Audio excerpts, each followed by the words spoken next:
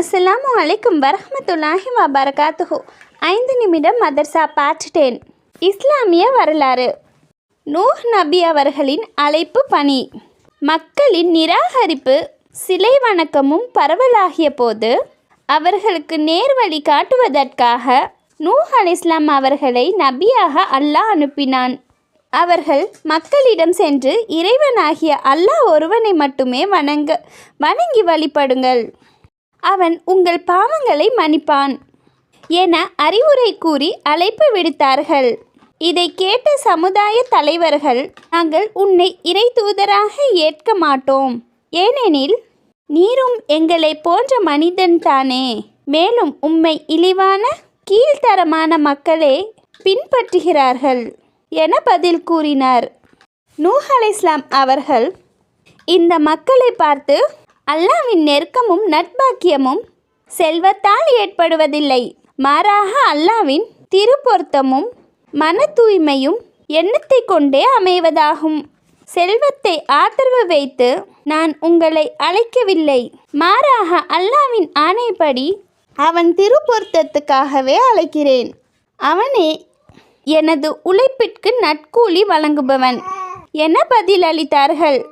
ஆக இரவு பகலாக தனிப்பட்ட முறையிலும் பொது இடங்களிலும் நீண்ட நெடுங்காலமாக சமுதாயத்தினரை இணை வைத்தல், நிராகரிப்பு மற்றும் இறை மறுப்பு ஆகியவற்றிலிருந்து எச்சரித்து கொண்டே இருந்தார்கள்.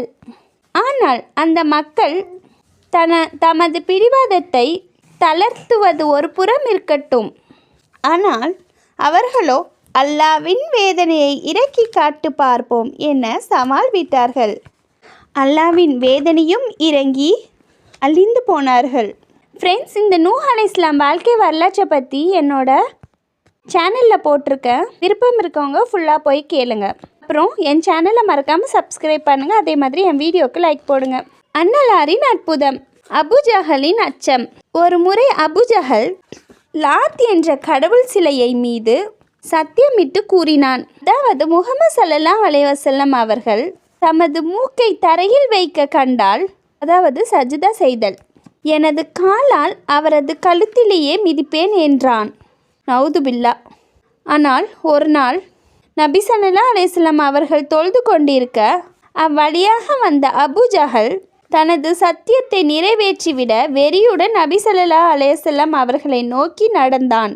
சற்று தூரம் சென்றதும் யாரோ அவனை பின்னோக்கி இழுத்தது போன்று போன வேகத்திலேயே திரும்பி வந்தான். இது பற்றி மக்கள் கேட்டதற்கு, எனக்கும் முஹம்மது